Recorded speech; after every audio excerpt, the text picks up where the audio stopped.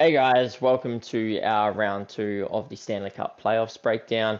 Today we've got the Florida Panthers and Boston Bruins series, and yeah, wow, what a cracker this is going to be.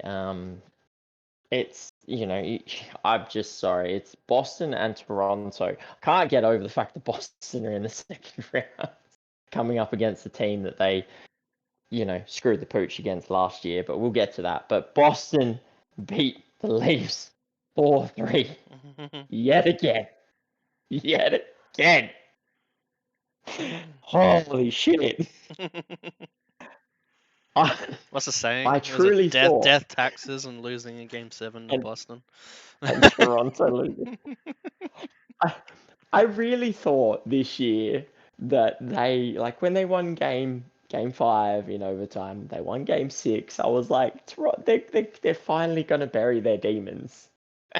And oh my God, oh, and in such dramatic fashion too. That goal that won the game was just phenomenal. But enough about their series. Boston 4-3 in the first round. Florida dismantled the Tampa Bay Lightning in the battle for Miami. Battle for Florida, sorry. That was ridiculous. 4-1. Made Tampa look ordinary, which, no one's done in last 6 years? Well, when was Columbus? The Columbus situation. That's probably the last time Tampa was made to look It was ordinary in a like playoff 19 or series. something, wasn't it? Yeah. Yeah, So one of that those was years, ridiculous. 17, 19, yeah. Oh, exactly. But since then they've been nothing but absolutely, you know, solid in playoffs, even when they've lost series. But yeah, I mean, Florida Boston, how insane that series last year was, just incredible. The comeback from Florida was phenomenal, and we get to witness it all again. Although this time the script's a bit flipped. Florida is the dominant team compared to Boston at the moment. But yeah, I mean, what do you see coming from this, Jaden? Yeah, the goaltending side of things, I think both teams have a good, strong goaltending. Obviously, Allmark's only played one game, and that's kind of insane that so many teams are looking for goaltenders, and they got Allmark on the bench playing one game in the playoffs. And so I don't think it's going to come down to that goaltending situation. It's probably going to come down to probably physicality. I know both teams kind of have a physical presence, and I feel like it's going to come down to who can get on top in that war. And just having a look at some of the stats. So I'm just on the Boston Bruins. So obviously they're going to have probably a little bit more padded stats because they went to Game 7. So they played a few more games. But one thing I did want to note, and he's at the top there, Brad Marchand, and I feel like it's a big reason why they won the Toronto game. It's their leadership, their core. There is so much passion playing for that logo, and I feel like Toronto don't have that at all. And I do feel like Florida have that a bit, but honestly, I probably have Boston number one compared to all the other teams right now in regards to the leadership department. And I feel like that plays a big role. And then my next one is obviously I'm just going to point out Pasternak. He's just deadly. Obviously winning it in Game 7 for Toronto. He's he's just another machine, another elite person. Probably someone he needs to step up just a little bit. I would like to see for them to compete a little bit more Yeah, is Zaka. Yeah, I mean, do you know what was crazy about that game seven overtime winner from Pasternak is Montgomery actually pulled Pastor aside and said, "You need to step the up, basically. Um, you need to get into the game," and basically, slapped him around, and bang, comes out and just Well, goes, "See you it later." was a set play. And they, Watching it live, I knew exactly what was happening when he had it on the mm, defensive blue line. I knew exactly what was going to happen. That he was going to pass Lindholm, and as soon as he let go of that puck, he was sprinting, and I knew exactly. But that was a perfect pass. But that's the thing. Um, dump and chases are a big thing in this league. Watching that series, it was a lot of dump, chase, forecheck, physicality. Both these teams are big in that department in regards to physicality, and I feel like really it's maybe who doesn't come down with the least amount of injuries, but also just who gets on top on that game will probably win yeah. the series. whoever's more physical, I feel like is really going to come out. And look, Boston have some good people like Pat Maroon there, that have that game. That's been in his game style for a long time, and that's why he's there. Going the Florida side of things, probably one of the most underrated players in the league, Verhaeghe at the top there. Never gets talked about, but he's so deadly. And I feel like Boston would understand how deadly he is, but it is hard to look at Verhaeghe when you're looking at names like Barkov and Kachuk and whatnot. So their top end is firing as well. Reinhardt, he could fire like he was doing during the regular season. So that could just kick off at any point. They've both got firepower. Defensively, I think they're both playing good. I think Florida's playing a better side defensively in regards to how they're playing. So that's why I'm personally got the edge on Florida here. I'm not sure about you though. Yeah, look, I think, for me, I've got Florida in 5. Ah, my big concern and question mark for them is can we get playoff Bob from last season? I think he's below 900 now. Although coming up against Tampa, they've got we know how deadly some of their firepower is. So it was always going to be hard to sort of defend and keep a lot of goals out. But on the flip side, you look at Swayman's stats for Boston. What is he, a .95, and he's just come off of a series against the league's most expensive offense, who combined, I think, scored 5 goals for the series. Yeah, I'd so say most expensive regular season offense, but yeah. yeah, I know it's a yeah. I'm shade, not but it's saying. Look, true. I'm not saying they're the most deadly.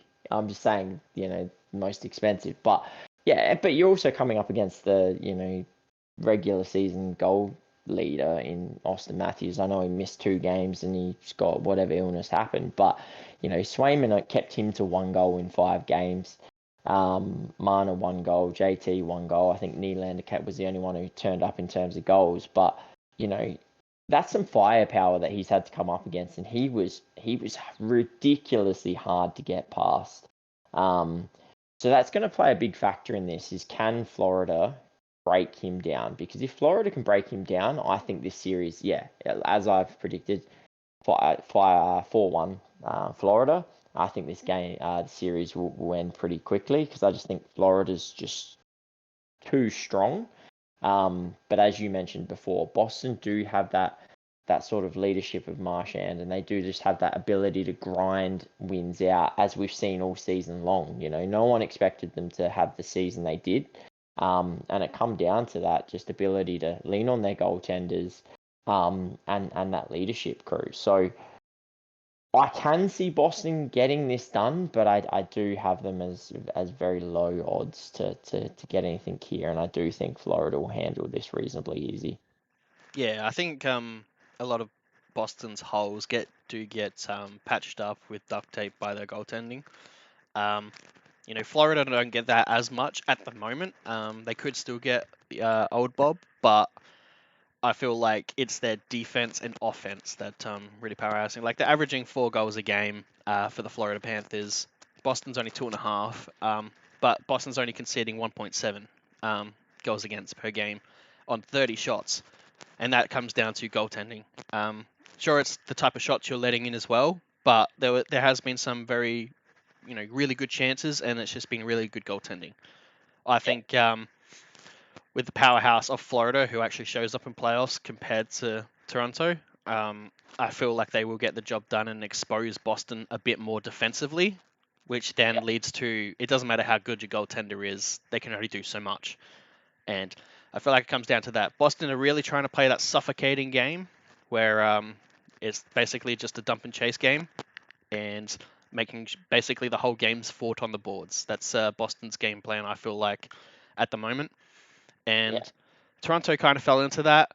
The thing is, Florida are built better for that type of style. So I feel like if a game gets into that rhythm, I feel like Florida can play themselves out of that. So yeah, You had Florida in 5. I also have Florida in 5, also because Boston went to 7 and were a bit more exhausted compared to a Florida team who had I wouldn't say easier run, but got it done quicker. Yeah, and that's the thing. Like you look at Tampa, they're no easy beats, but Florida really did make that series look, you know, pretty easy. And as we just said about Swayman against Toronto's top four, he's now coming up against Florida's top four, who have combined for a total of 13 goals in 5 games. Yeah. So, And this is a that's team a that you big don't difference. want to take penalties against either. They have a very lethal power play in Florida. Boston's been lethal at the moment on their power play as well. Both have been pretty good. Boston especially on the penalty kill. So I don't think special teams would play too big of a part into it, as long as you're not taking a ridiculous amount of penalties. Oh, exactly. I think that's probably where if Boston take too many penalties, this series is done. But we do know Boston can be that team that only concedes 1 to 2 penalties a game, which will help them in the long run. And probably same for Florida. Florida don't want to be putting themselves in a position because I don't think their penalty kill is overly that strong. So if they find themselves in the box too often, I think Boston can capitalize. But again, I just think 5-on-5. The likes of Verhaeghe, Kachuk, Barkov, Reinhardt, they're just so strong. And then you go down that list, they got Tarasenko, Bennett. It's just so many players that can step up in the moment and be that player to score a big time goal. We've seen Tarasenko do it many times. I mean, for crying out loud, they've got Kyle Okaposo, who's only played 3 games, and I know he's older and all the rest of it, but he's still one of those players that can turn up in big games. So yeah, I just think they've run too deep, and I think they'll get the job done. I expect them in the Eastern Conference Finals. Yeah. The only other thing I wanted to point out that was a concern for me was on the Boston front. I'll just highlight it here: 43.8% face-off percentage. Now, granted, you're coming up against Tavares, who's kind of a face-off king, and probably a couple other Toronto players I can't think of off the top of my head, but that is a concern. That you kind of need to be about 49 or above, in my opinion, because face-offs are so important in the playoffs. So if they get exposed there, that could be very detrimental to the Boston Bruins there. I just wanted to point that one out as well. So if you look at the Leafs on that point, Matthews 57, Domi 66, Nylander 66. Now I don't think they would have taken many. Mana 50, Tavares 55.8, Camp 52, Pontus Holmberg 56, and Jarnkrok 58.3. Not like if you go through all of their main ones, they turned up. And a lot of those names are actually pretty good in the circle, but yeah, you're not wrong because you're not coming up against any worse face-off takers. Florida have some really good face-off players themselves in Barkov. I think who was it? Rodriguez. Who's their other one? You got Stanley, who's 56.4, and even Reinhardt's 53.5. So it's an underrated stat, the face-off circle and the face-off wins. And there was one the other day that in I think it was the Boston Toronto series where a goal was scored based off of that offensive zone face-off win, and bang, all of a sudden there's a goal. And that's how quick you get that possession, and you start off with that possession 57% of the time. It's going to go a long way to setting up some deadly plays. Yeah, exactly. All right. I don't have too much more to add there. So, without further ado, don't forget to like, subscribe, and comment below on who you think will win this series, who's your favorite team in this series, and any other series in the playoffs at the moment. But till next time, we'll catch you guys.